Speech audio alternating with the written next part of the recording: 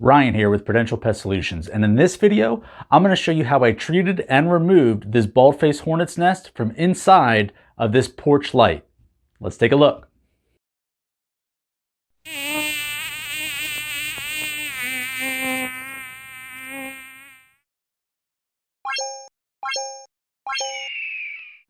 So if you watch any of our other yellow jacket nest removals or any of our hornet nest removals, you'll know that my primary most effective way of treating and removing these is to inject directly into the main opening of the nest. Now, in this case, with these bald-faced hornets and how they made their nest inside of this light fixture, I don't have access to the main part of the nest. But guess what I do have? It looks like there's some holes at the top of the pendulum light here, so I'm going to inject directly into this nest from the top. Now, I'm using my favorite aerosolized insecticide, which is PTPI, which does two things for us. It's a quick kill, which is very important when you're working that close to that many stinging insects, but it also has the ability to permeate that entire nest. And what we want to do is we want to inject directly into the top of the nest, in this case, because we don't have access to the main part. And then we're going to inject directly into the nest and we're going to kill everything off. Once I don't hear activity anymore, now we're going to get into, with our hands there, and we're going to remove the actual nest, clean out the inside of the light, and we'll be good to go. Now, these are bald-faced hornets, and bald-faced hornets are bigger than yellow jackets, and they're bigger than honeybees, and they could be quite mean and quite nasty.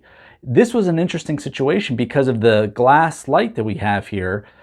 Number one, I always get close to the nest when I treat anyway, because I'm comfortable around them, but in this case, we were almost completely protected from the workers that were dying and coming out of the nest because of that glass. So we had a good first-hand view of the nest and the treatment process without being in too much danger. So we're obviously going to see some hornets flying around the outside here.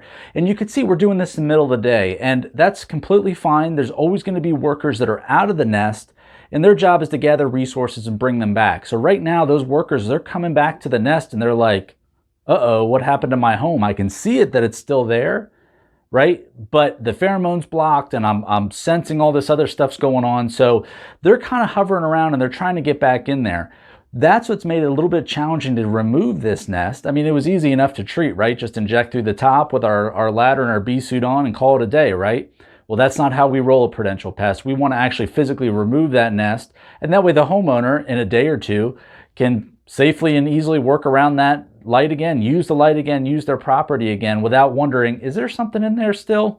So we completely treat and remove it. And like I said, because the opening was so small and because we still had a lot of workers that were returning, it's not like I could just take my big work glove off and just reach my hand in there, which I wouldn't mind doing in another circumstance. But because this is a confined space, I didn't want to just reach my bare hand in there, have those worker hornets come back and tattoo my hand up, which is what I try to avoid. So in this case here, and if you're curious how they actually make their nests, I have another video that explains how hornets actually make their nests. And essentially what they do is they chew at the wood of whether it's a fence or a deck or a post or something like that, and they mash that wood up into like a pulp, and that's what they make their actual nest out of.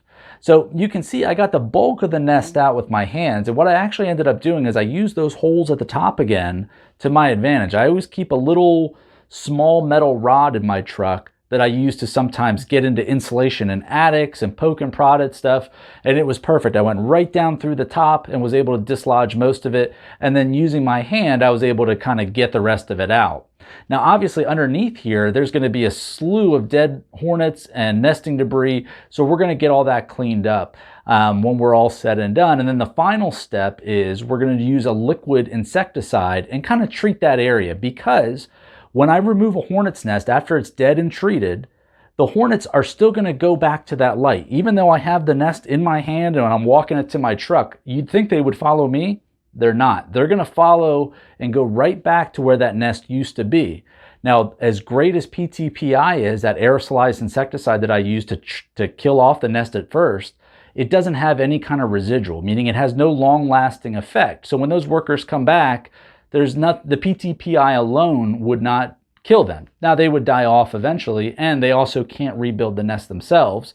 But I like to accelerate that process by using a liquid insecticide, in this case, to treat the inside of that light and the outside of that light. And what happens is if they land on that, it's going to kill them. So Is it a necessary step? No, but it accelerates that process of the homeowner going to be able to use this light again or replace bulbs or do whatever they want to do at their house.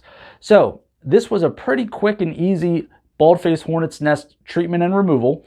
Now, I had never had one inside of a light like this before, so I kind of laughed when I walked up to it because I was like, this is going to be pretty neat. So we were able to treat and remove it and return the home back to the customer with no large stinging insects. So if you have hornets, yellow jackets, bees, or wasps, it's time to call the professionals at Prudential Pest Solutions. You can reach us at 484-401-4361.